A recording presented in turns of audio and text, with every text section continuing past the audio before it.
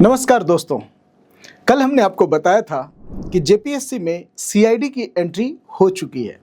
Chairman इस्तीफा दे चुके हैं, मुख्य परीक्षा स्थगित हो चुकी है और 9 भर्ती परीक्षाएं रोक दी गई है। लेकिन आज कहानी बदल चुकी है। अब जांच सिर्फ जेपीएससी ऑफिस तक नहीं है, अब पूर्व चेयरमैन के घर तक सीआईडी पहुंच चुकी है। दस्तावेज जब्त हो रहे हैं, पुरानी फाइलें खुल रही है, परीक्षा एजेंसी पर सवाल है और अब विपक्ष कह रहा है पूर्व चेयरमैन पर एफआईआर होनी चाहिए। लेकिन सबसे बड़ा सवाल आज भी वही है, क्या यह सिर्फ एक परीक्षा में गड़बड़ी है? क्या बात सिर्फ एक सरकार की हो रही है, या झारखंड की पूरी भर्ती व्यवस्था में कोई बहुत बड़ी संरचनात्मक समस्या है? आइए इस पूरे मामले को हम लोग फिर से 6 पार्ट में समझते हैं। पार्ट 1, सीआईडी अब खोज क्या रही है, पूरा नेटवर्क क्या था, मनोज तिवारी कौन है, राजनीति अब मैदान में क्यों है, छात्र चाहता क्या है और आज का सबसे महत्वपूर्ण प्रश्न क्या है। सीआईडी अब क्या खोज रही है? कल तक CID JPSC office, TDPL, digital records, hard disk, server की जांच कर रही थी, लेकिन आज सीआईडी पूर्व चेयरमैन के घर पहुंच गई। दस्तावेज जब्त किए। रिपोर्टों के अनुसार विदेश यात्राओं और कुछ प्रशासनिक निर्णयों से जुड़े दस्तावेज भी जांच के दायरे में लाए जा रहे हैं। ध्यान रखिए, यह जांच है, इनसे किसी भी व्यक्ति को दोष सिद्ध नहीं होती, लेकिन इतनी बड़ी कार्रवाई बताती है जांच अब केवल एक रिजल्ट तक सीमित नहीं रह गई है। आज की सबसे महत्वपूर्ण रिपोर्ट यहीं से शुरू होती है। अखबार में दावा किया गया है कि केवल ओएमआर नहीं बल्कि पूरे प्रोसेस पर सवाल है। रिपोर्ट में जिन आरोपों का उल्लेख है उनमें है OMR handling, digital evaluation, merit preparation, agency staff, representative authorization, candidate contact, इन सब की जांच की बात कही गई है। अगर यह आरोप सही साबित होते हैं तो मामला केवल पेपर लीक या आंसर की का नहीं रहेगा। फिर सवाल होगा, रिजल्ट बना कैसे? आज की रिपोर्ट में एक नाम लगातार सामने आया है, मनोज तिवारी। रिपोर्ट में दावा किया गया है कि वह परीक्षा एजेंसी से जुड़ा था और कई भर्ती परीक्षाओं में उसका प्रभाव रहा।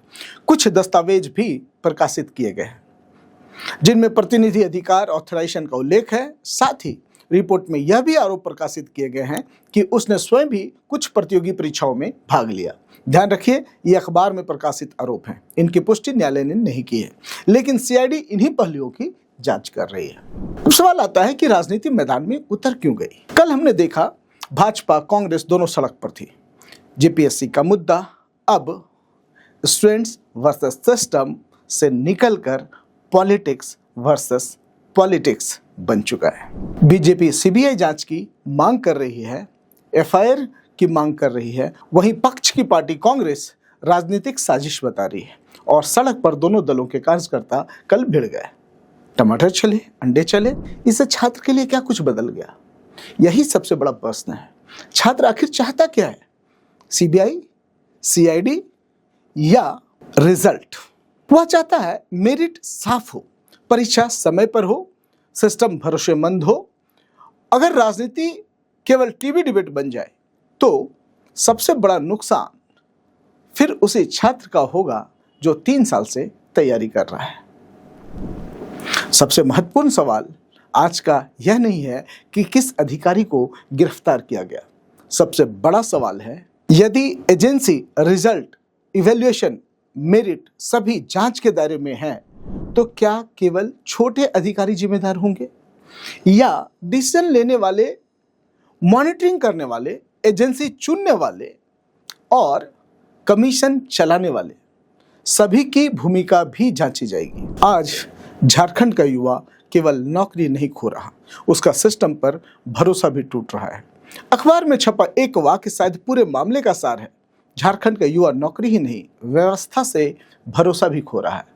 यही इस पूरे प्रकरण का सबसे बड़ा राजनीतिक, प्रशासनिक और सामाजिक प्रश्न है। आज सवाल सिर्फ जेपीएससी का नहीं है, सवाल है क्या झारखंड का युवा इस व्यवस्था पर फिर से भरोसा कर पाएगा?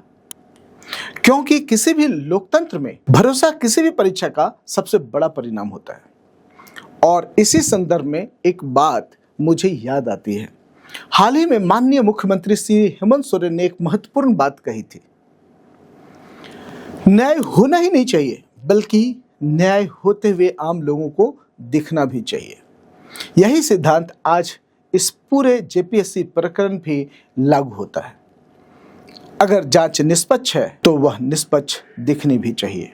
अगर कोई दोषी है तो उसकी जवाबदेही तय होनी चाहिए, और अगर कोई निर्दोष है तो उसे भी जांच के माध्यम से साफ होना चाहिए, क्योंकि यह केवल एक भर्ती परीक्षा का मामला नहीं है, यह लाखों युवाओं के विश्वास का मामला है। और जब विश्वास टूटता है तब सिर्फ एक उम्मीदवार नहीं हारता, पूरा सिस्टम हार जाता है। अब देश और झारखंड के लाखों अभ्यर्थियों की नज़र इस जांच पर है। क्या यह जांच केवल कुछ अधिकारियों तक सीमित रहेगी या पूरी सच्चाई सामने आएगी? इसका जवाब आने वाले दिनों में मिलेगा। मैं हूं अमित मोदी और आप देख रहे हैं द स्पीकिंग झारखंड। दोस्तों, आपको ये हमारा एक्सप्लेनेटरी वीडियो सेशन कैसा लगा, आप कमेंट में ज़रूर बताइएगा। हमें आपके कमेंट का इंतज़ार रहेगा।